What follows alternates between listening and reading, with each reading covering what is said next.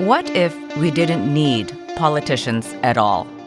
Welcome to Future Hindsight, where we take big ideas in civic life and democracy and turn them into action items for you and me. Because democracy is not a spectator sport, tomorrow starts right now. I'm Mila Atmos.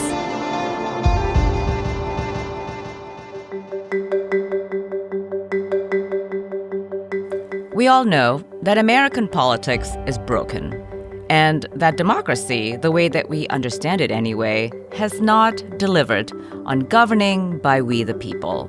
And sometimes, here on the podcast, we wonder if democracy is on its last legs, and is it even worth our effort?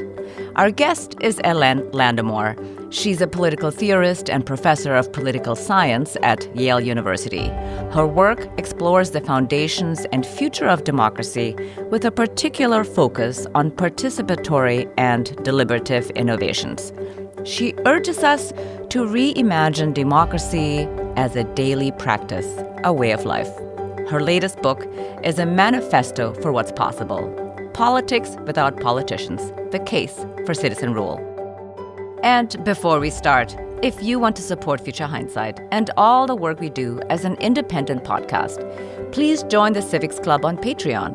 Head to patreon.com/futurehindsight after the episode to join. Welcome, Hélène. Thank you for joining us.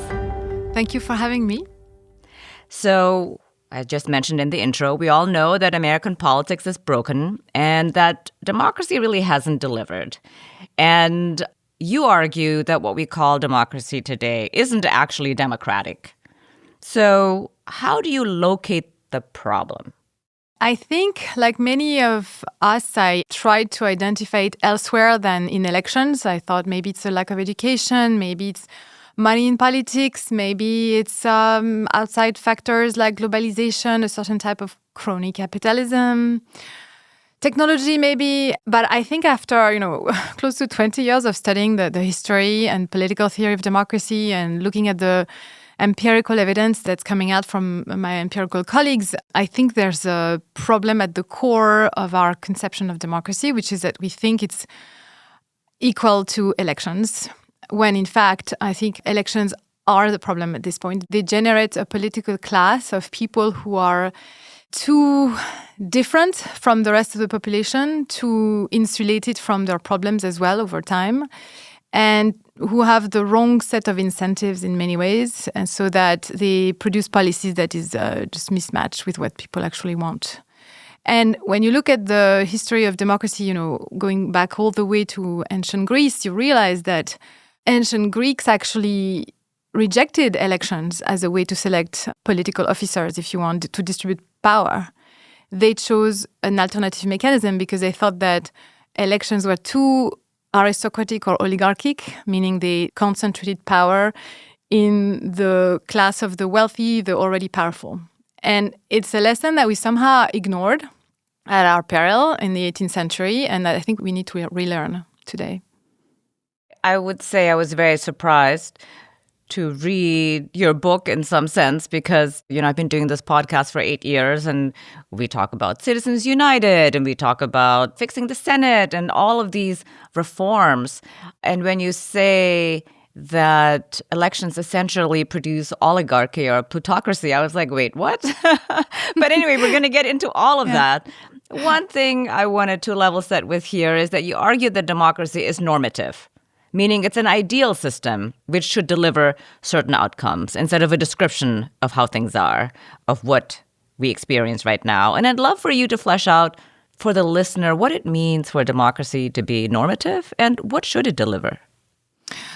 Well, you can look at democracy two ways. You can look at it as a set of practices and institutions that we've had since the 18th century and say, well, that's what democracy is, because that's what we've made it to be for the last 200 years. And so there's an author called Bernard Menin who did just that. He's a historian and a political theorist, but he sees himself mostly as a historian. So he's documented the sort of common features of all democratic governments, in the West mostly. And he says, well, there are some core features that exist across these countries, and it's One of them, the central one, is periodic elections. The fact that we send people to power on the basis of one person, one vote, that we rotate them through periodic elections, although in the end they don't end up rotating all that much, but they can.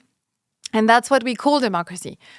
But I think when you look at it just like from the ground up or historically or empirically, you forget that it's not just a set of facts or a set of principles. It's also an ideal. Democracy is something we are aspiring to. And what we are aspiring to is people's power. That's the definition of the term, right? Etymologically. And it's not clear that the facts match the ideal, if you want, that the description matches the normative aspiration. In other words, that elections give us people's power. And I think I no longer believe that. And by the way, I want to make it very clear that when I say elections, I mean voting for representatives. But I'm very much, of course, in favor of voting for issues, for direct outcomes. I think these are two different things. Elections are a mechanism for the selection of representatives and leaders, and you can have other selection mechanisms. But I could not imagine, indeed, a democracy that didn't also have some form of direct voting on key issues or bundles of issues, or maybe even constitutional sort of reforms, for example. So I see, a form of representation via random selection as necessarily complemented by forms of direct democracy as well. Right. Well, let's go to sortition first. Like, what's the problem with electing politicians who, quote, represent us? And in fact, they don't really represent us. And how does sortition solve this problem? Right. So representation, for me, it's the act of speaking or acting on behalf of a given constituency or public. Many people can do it. The question is who will do it better or more democratically or with better outcomes. And I think the way we select our representatives right now through elections ends up selecting from a tiny slice of the population the people who are already attracted to power hungry, you might say, already more prone to being corrupted by power in some ways. And they also are people who will make politics a profession, right? They may have decided that at 18 they'll go to law school and then go into a political career. And so through that mechanism of election, you end up with representatives that do not look sufficiently, in my view, like the people they speak on behalf of or act on behalf of. And that's true even if you assume virtue in the people we select. They could be the most moral and well-intentioned people, and they still would suffer from this disconnect with the people they represent. And I think that's one of the reasons why I've lost faith that this is the best form of democratic representation we can aspire to. Elections for politicians, by design, essentially put elites in charge and represent primarily the interests of elites. And the way that you explained it in the book, actually, I think it was maybe one of the cleanest explanations that I've seen written down about how the policy outcomes of these elected politicians really align primarily with about 10% of any population. It doesn't matter which country. And I was really surprised by how little that was, 10%. Because, so much of how we conceive of democracy in the United States and elections is that we think, well, if only elections could be better. And you're saying, in fact, we should get rid of electing politicians altogether and just have a mixture of direct democracy, sortition and deliberations, and vote on ballot initiatives and have referenda on issues. Okay, so let me rephrase a little bit what you describe as my position. I'm advocating for a different form of representative democracy because I don't think everything can be settled by direct voting on every issue under the sun. The closest country that does that, Switzerland, also has very strong representative mechanisms. So the representation should no longer be done by elected politicians and instead should be done by ourselves, ordinary citizens, taken at random, chosen at random, from the larger population through various techniques, including stratified random sampling, and rotated frequently. So that's the argument, and I'm happy to include in that model direct democracy moments of mass voting. So it's deliberative representative democracy by ordinary citizens. It's representing and being represented in turn. which means that all of us at some point in our life would have to serve in the function of representatives, not for that long, couple of months. It would be intense. It would be paid. It would be transformative and educational, and it would fundamentally change our relationship to politics. It would make us less deferential and apathetic and withdrawn and sort of fatalist about politics. It would put us in charge and make us feel like people like us are in charge. And it would deliver policies that are closer to what we actually want. And it would perhaps, hopefully, return faith in politics as a common purpose and a shared responsibility. Tell us a little bit more about the sortition process, because, of course, the common criticism is that, quote, ordinary people do not have the level of expertise, knowledge, or even basic background education to serve and render effective policy. And you have seen so many examples. There are many great examples. And if you could pick one that you always talk about, let's say, in a dinner party, to illustrate the efficacy and the success of a deliberative process through sortition, what would that be? The objection that ordinary citizens are too incompetent. Yes, I understand this is a very sort of a classic and natural reaction in some ways. At the same time, you have to realize how undemocratic that sentiment is. If we were truly Democrats, we wouldn't think that way. We wouldn't look down at ordinary citizens. It says something about our aristocratic deformation almost, that we jump to this first objection, right? And in fact, interestingly, in our institution, there still is a place where we have that trust in ordinary citizen. It's the jury. The jury, criminal and civil, it's basically faith in the common sense of ordinary people. You think they're capable of judging matters of life and death. And we're not saying, oh, well, do they have the capacity of the expertise or the moral competence to make those decisions? It's a little bit different in the political sphere, obviously, but it's not fundamentally different. Politics is about the common good. It's about trade-offs between interests, long-term, short-term, between values, whether it's equality and freedom or justice and efficiency. And there's no reason to think that some people among us are more equipped to decide those trade-offs than the collective as a whole, all of us, or a representative sample that we actually trust on those issues. Of course, politics includes a number of technical dimensions, say climate or foreign policy or things like that. But it's not as if we would throw these citizens in an assembly and let them make decisions without any help. Of course, they would have access to experts. They do in the experiments I've observed and that have been run around the world. They have access to experts and advisors. But ultimately, when it comes to the final say, it's up to the citizens after long, lengthy, in-depth deliberations to make those calls. And if you think about it, elected politicians are not experts either. Well, they've been to law school maybe, right? So they have one area of specialty, in the US at least. That's where they come from disproportionately. That doesn't make them necessarily better at deciding these questions. If anything, it creates a bias sometimes of, this idea that democracy is basically run by lawyers and they're incredibly risk-averse. Whereas, say, countries like China are run by engineers and it makes them think a different way.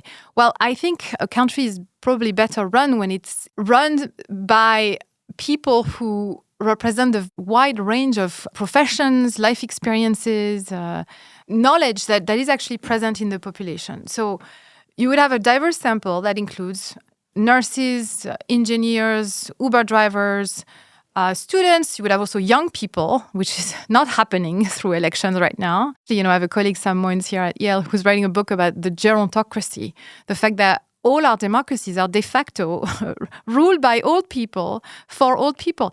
And you were mentioning something about the fact that across democracies, the elected politicians seem to be serving the 10% at the top of the socioeconomic ladder. The last 20 years have brought a wealth of evidence that it doesn't even matter whether you're talking about a presidential regime, a parliamentary regime, whether you have unions that are strong or unions that are weak, whether you have vast economic inequalities like in the US or fewer like in France. Somehow there's a very stable correlation between what elected politicians put out in terms of policy and the interest and preferences of the top 10%. There's a paper that studied this question across something like 40 countries, 3,000 policy issues over 30 years.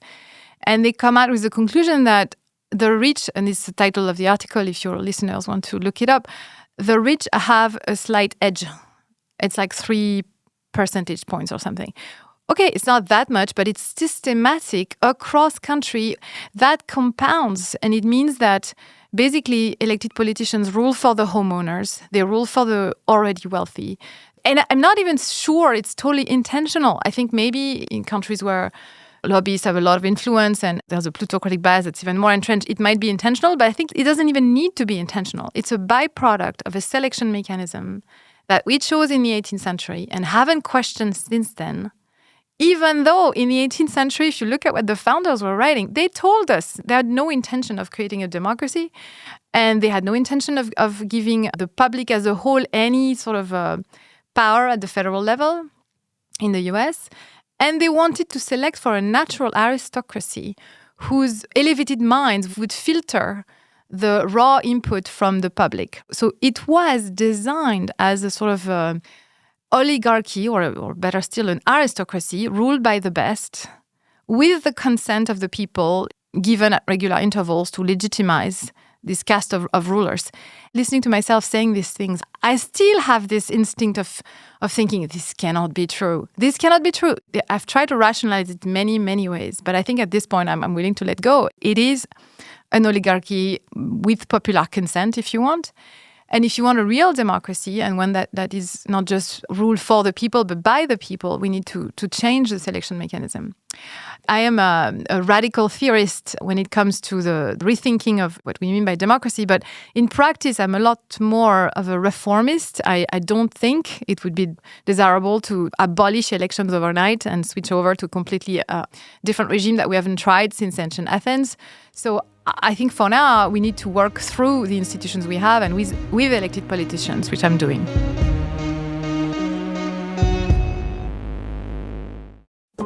We'll be back with Hélène in just a moment, so stick around. You'll want to hear this episode's Civic Spark, one small step we can all take to be more empowered and ignite collective change. But first, picture this.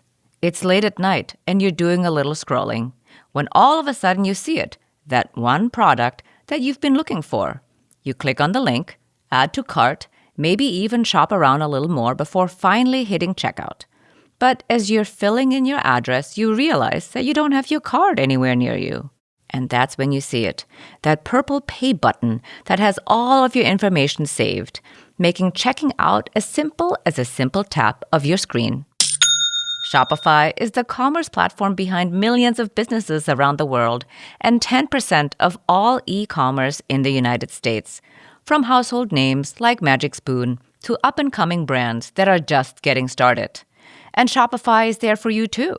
Accelerate your efficiency, whether you're uploading new products or trying to improve existing ones.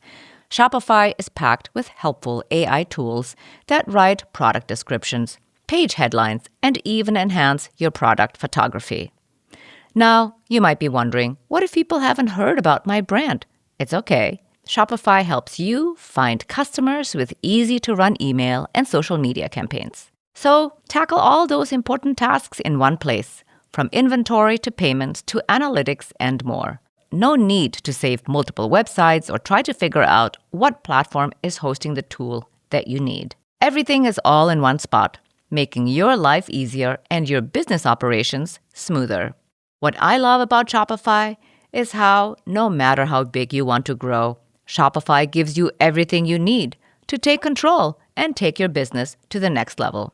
See fewer carts go abandoned and more sales go cha-ching with Shopify and their Shop Pay button. Sign up for your $1 per month trial today at shopify.com/hopeful. Go to shopify.com/hopeful. That's shopify.com/hopeful. We also want to share about a podcast we think you'll love called Repros Fight Back. Are you scared or anxious about the state of bodily autonomy? Do you want to get involved in the fight? I'm Jenny Wetter, and I host the podcast Repros Fight Back. Each episode, I interview a guest about a specific topic across a wide range of issues, from abortion access to birth control to LGBTQ rights to abortion to gender-based violence to Project 2025. And did I mention abortion? We talk about what is happening around that topic and how you can get involved and fight back. If that sounds like your jam, make sure to check out Repro's Fight Back on your favorite podcast platform.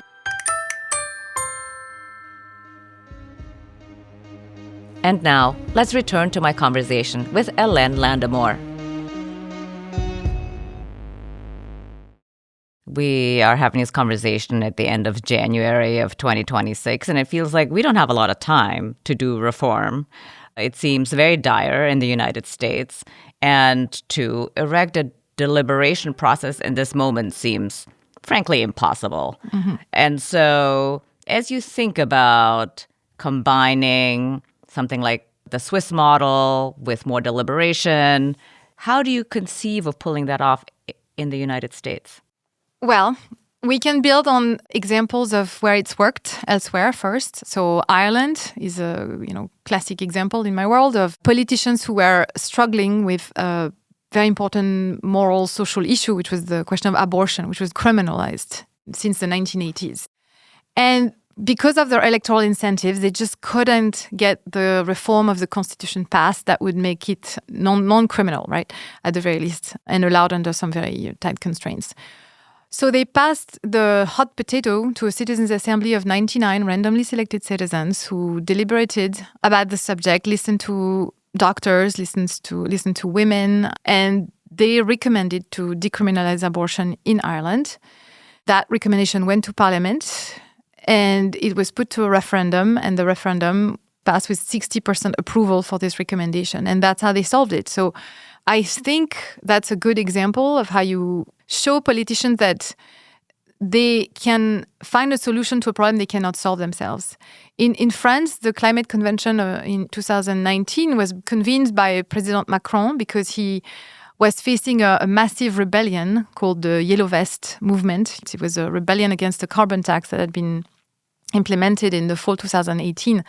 And it led to these massive demonstrations of people wearing neon yellow jackets and blocking highways, roundabouts, marching on the Champs-Élysées, breaking things, etc.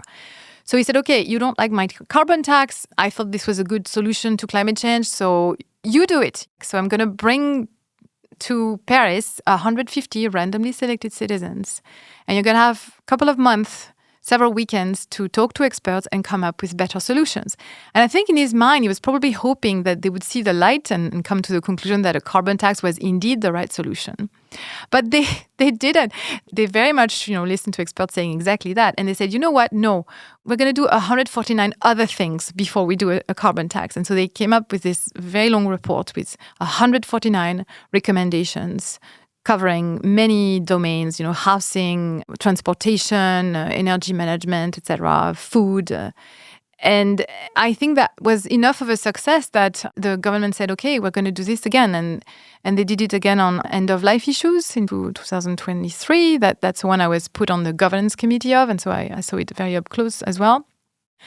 So we need to show that these things work. And in the US, to go back to this question of how do we do it in the US, it's the same thing.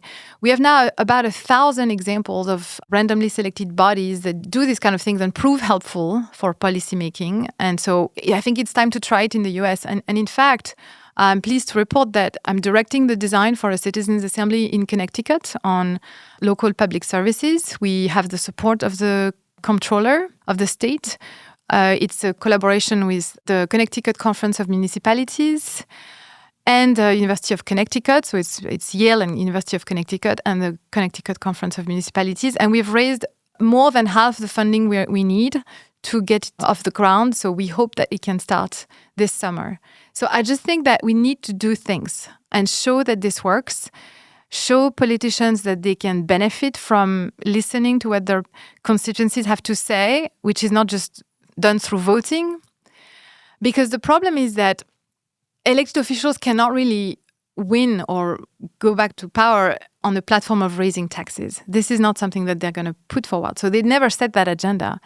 And the freedom that randomly selected assemblies have is that they can go where politicians cannot go because of their electoral constraints. So they can propose very radical things, but also very moderate things. I mean, these assemblies sometimes offer really out-of-the-box thinking. Sometimes they just help push through a very common sense solution that the politicians just didn't see. So, Yeah, that's a good frame. I just wanted to put a side note here that we did have a conversation with David Farrell and Jane Souter a while back to talk about the Abortion Citizens Assembly. So that was a really interesting conversation. But also, you mentioned the deliberative process in France in the wake of the Yellow Vest protest, and that they adopted 149 points that then the French government, though, didn't all adopt. And so I think the difference between Ireland and France is that in Ireland it was approved and abortions are no longer criminalized, whereas in France they still had a struggle. And I think it doesn't have the same kind of confidence from the public because the French politicians were like, nah, that's not cool, and they didn't want to participate. And you said some people actively boycotted, didn't attend, and then were upset that they got a rating of 3.3% by the people who participated. And I thought that was such an interesting example that even though this was meant to be a collaborative process between the Citizens' Assembly and the elected politicians, it was a little, I don't want to say uneven, but maybe that's the best way to describe it. I'm less skeptical of the success of this climate convention because, after all, it formed the basis of the 2021 climate and resilience law that the parliament passed, which was much less ambitious, of course, than what the citizens had recommended, but still, it's the most ambitious to date. So one of the biggest successes is that it changed the conversation in France. It made people aware of the problem and the scale of the problem in a way that hadn't been the case before, because really politicians were not willing to talk about it that much, maybe the Green Party or something. And then the reason why, indeed, the French conventions were perhaps less successful than in Ireland, I think it's because of the way they came about. They came about through, as always in France, the will of the prince, meaning President Macron in that case, who decided that, well, you know what, let's try something new. But he didn't really try to convince Parliament. He didn't buy goodwill among the rest of the political system. And in fact, the parliament in France really took umbrage and thought that this convention was a way to short-circuit their influence. Whereas in Ireland, it was a lot more built on consensus and collaboration across, elements of the political system. So you mentioned Jane Souter and David Farrell. They really did a good job sort of selling the concept to politicians. And in fact, what they did was very smart. We didn't do that. We thought we could leapfrog that stage, but they started with a hybrid assembly on marriage equality. That was 2/3 randomly selected citizens, 1/3 politicians. It built trust and goodwill between these two different constituencies so that when they moved to a different topic, they managed to ease into a greater role for citizens' assemblies through a hybrid moment, which was the 2012 Citizens' Assembly on the Constitution. We didn't do that. We went straight for the more radical approach, meaning we kept the politicians out of it, and they didn't like it. They felt excluded. They felt put in sort of competition. And I saw it firsthand during the second Citizens' Convention that we did in France. So it was on end-of-life issues. And on the first day, the president of the National Assembly came supposedly to pay homage to the 184 citizens in that assembly. But she kept saying, you're just one voice among many. We're going to listen, but really, we are the one who decide. She was also there to reassert the primacy of elected officials and parliament.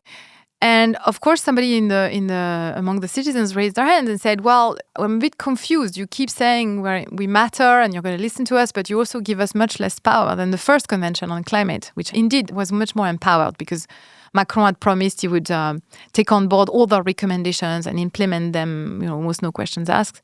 And that wasn't the case with that second convention. And the president of the National Assembly was really triggered by that question. I mean, I report on it in my book, and she basically said it's out of the question that elected politicians ever be replaced by randomly selected citizens. You don't have the legitimacy, you're not representative of the people, et cetera, et cetera. You see the tension, right? And the question is, how are we going to overcome this resistance in the political class? Even though I think it's in their interest to open up to this possibility of complementary forms of representation.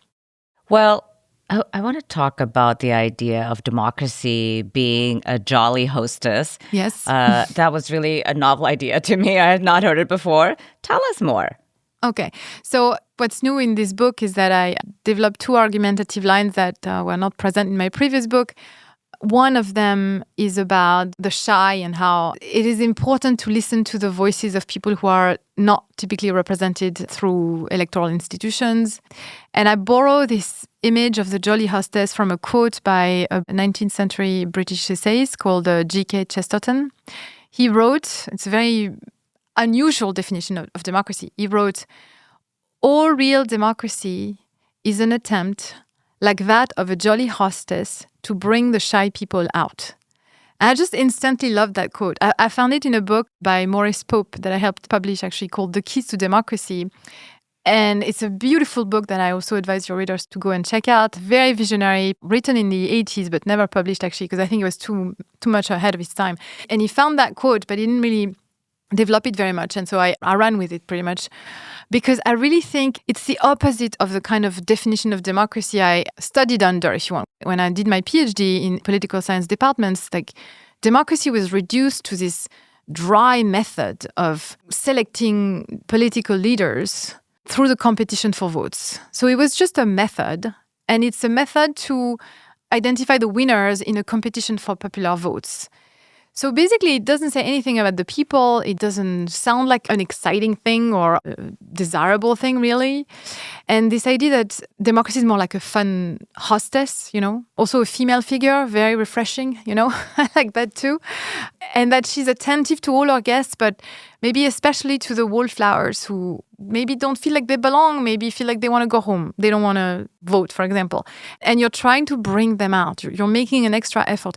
And random selection for me does that. It's basically saying, I'm just going to look at my demos, like the pool of people who count as members of the polity, and I'm just going to send out an invitation at random so that I reach out even those who would never dream of joining the party. And of course, you cannot invite absolutely everyone because the party is small, the representative moment is necessary. So you do that, you need this moment of random selection to narrow the pool to a manageable size, right? But still, it's better than elections because elections reduce the pool to a manageable size in a way that excludes people de facto. Like people will never be invited. Never. They're not charismatic enough. They're not confident enough. They don't speak well enough. They're not wealthy enough. They don't have enough connections, etc. So it's a very different kind of party.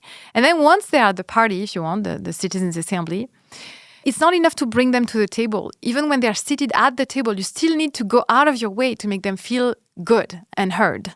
I mean, I sat at many tables where I just couldn't even place a word because you have people talking all over you and engage in this like constant ego competition of showing off who's the smartest. That's not the idea in citizens' assemblies. The facilitation is very attuned to this kind of power dynamics and makes sure that even the shy actually can speak up. And the anecdote I always that I like is this older woman at the climate convention in France that used to be a stutterer. So she was really very shy and had difficulty speaking up in public. And people knew that because, of course, after a while, they get to know each other and they're very attentive to each other. And so when finally she was invited to speak in a subgroup and she said what she had to say, I think it was about housing policy or something like that, like the room stood still. You could sense the support and the solidarity. And when she was done, like you could still hear a pin drop. And finally somebody said, "Oh, Arlette, you're speaking, you're growing." And people clapped and whistled and it was just so joyful. And I feel like that's what democracy should feel like. It should be joyful. It should be inviting. It should be kind of like the opposite of what politics is today, Right. Well, I thought it was really heartwarming for you to speak about how participating in these assemblies changed people. It's transformed them into, like you said, having more solidarity, but also taking on a kind of civic love across differences. And in our current moment here in the United States, that seems completely inconceivable.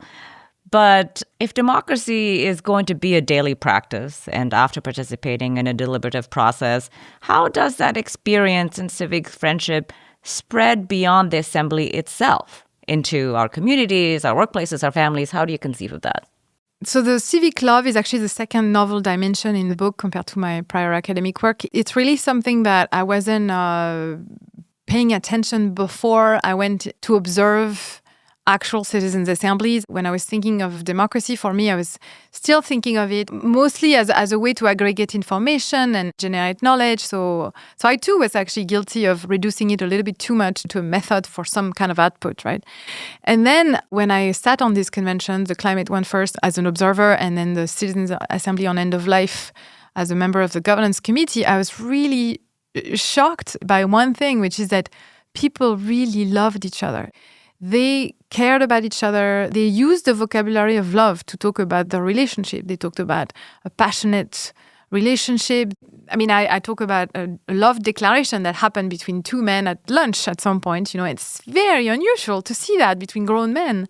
Even in France, I mean, we're not that Latin, you know, it's not that obvious that these kind of things would be said in public. And how does that spill over into the larger public? That I don't talk enough about probably, but I think it's for maybe the next book, actually, because I had to cut out a lot of stuff from that book and maybe the more direct democracy aspect, actually.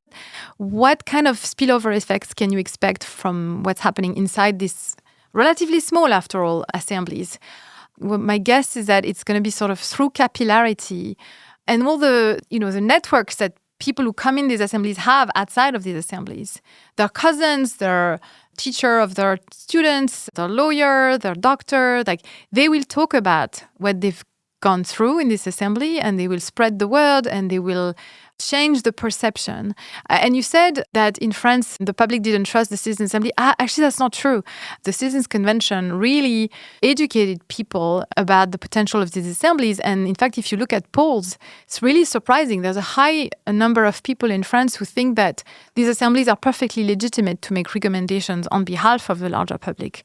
So I think ordinary people get the core intuition behind citizens' assemblies right. They understand it's people like them, it's common sense, it's kind of like a jury.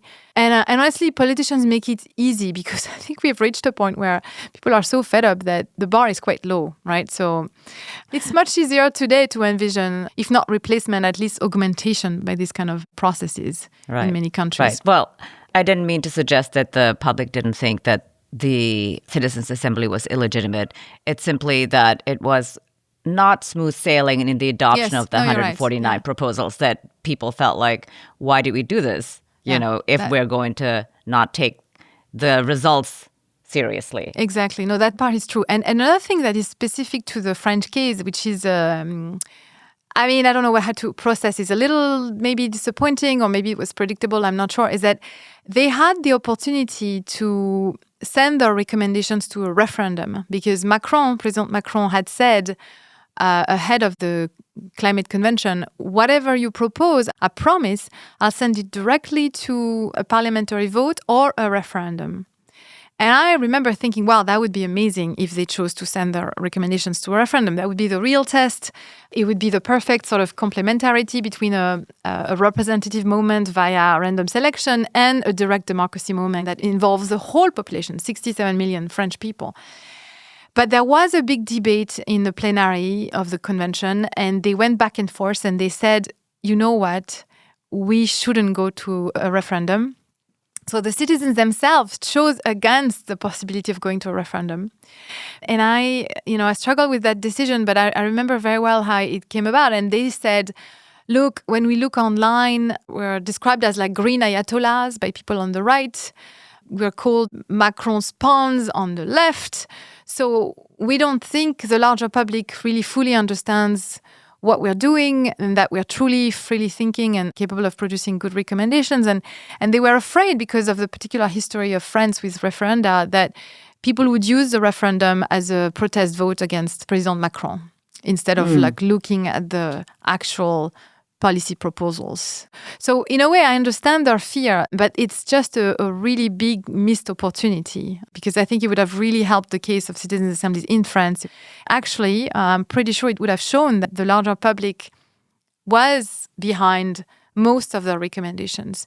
There was a poll that was run by the Paris School of Economics in June 2020, and they measured that on the 14 structuring proposals that came out of that convention, there was a majority in the larger public. Surprisingly, I was very surprised by that result because I thought, well, one of the key recommendations that came out of the climate convention was to make housing renovation mandatory under penalty of not being able to sell your house, for example, or renting it even if you didn't bring it up to a certain level of energy efficiency. And that felt very coercive in a way. And I thought, well, the French are fed up with that kind of thing, so they might not support it. Turns out something like 70% was in favor of that recommendation because they realized it's one of the main levers to fight greenhouse gas emissions. And so I think this goes to show we really underestimate the wisdom of the public and their capacity to get behind good proposals. Yeah, totally agree.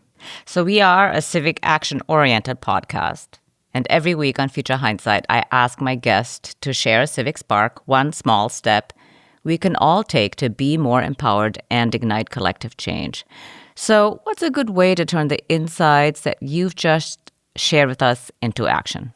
Maybe just thinking back to this quote, democracy is about bringing out the shy. I think in your daily life, if you keep that in mind, you'll see that we constantly talk over the shy, ignore the shy, and just changing that and just trying to be quiet for a while and just listen and bring out people who maybe you're not even paying attention to. I think that would be a small change that makes a huge difference. Because at the end of the day, if democracy is a way of life, we have to start early in the way we educate our children, in the way we relate to other adults in the workplace. And unfortunately, as I said, I think we're still very much in... Even I still have these elitist and oligarchic first impulses in a way, right? And it's reinforced by the kind of education I went through, etc. So it's a constant battle to remind yourself, no, actually, I have to trust that ordinary people are capable of saying interesting things. And so I have to maybe let go of power. So letting go of power, as of diffusing power, sharing power, it's an effort when you are in a position of power. And I think that's something that we can all do on our own level. So last question. Looking into the future, what makes you hopeful?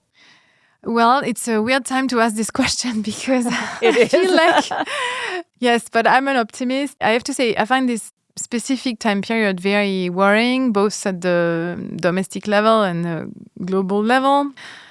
What gives me hope, I have to say, it's young people. I think both, among my students and the generations that are currently trying to get rid of old orders, whether it's in Nepal or now Iran, the level of intelligence and courage that gives me hope. I just think they need more support, anyway. So I think young people give me hope. Thank you. Well, I would like to add that your book gave me a lot of hope because I really thought, democracy, that idea is maybe done. And I hadn't seen anything quite as straightforwardly uplifting as your book. So thank you for writing it and thank you for sharing your scholarship with us. Thank you for saying that. I really appreciate it. You're welcome. Thank you so much for joining me on the show. It was really a pleasure to have you on. It was a pleasure to be here. Thank you.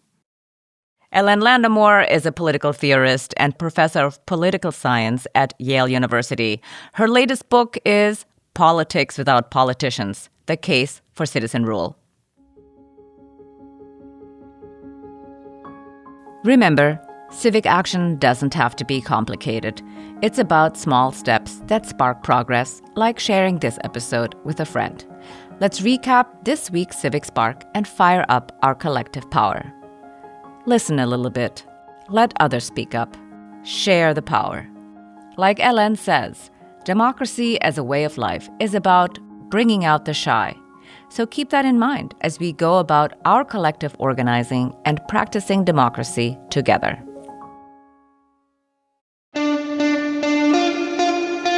Next week on Future Hindsight, we're joined by Raj Vinakota. He's president of the Institute for Citizens and Scholars, whose mission is to cultivate talent, ideas, and networks that develop young people as effective, lifelong citizens. That's next time on Future Hindsight. Now, be sure to follow us on your podcast app so you'll never miss an episode. And if you're listening on your browser, you can find Future Hindsight on Apple Podcasts, Spotify, or any other podcast app. We're here to build your civic action toolkit every week. So follow Future Hindsight now and we'll come right to you. And if you want to support Future Hindsight and all the work we do as an independent pro-democracy podcast, please subscribe to the Civics Club on Patreon. Head to patreon.com/futurehindsight now to join. Thanks for tuning in. And until next time, see clearly, act boldly, and spark the change you want to see. This episode was produced by Zack Travis and me.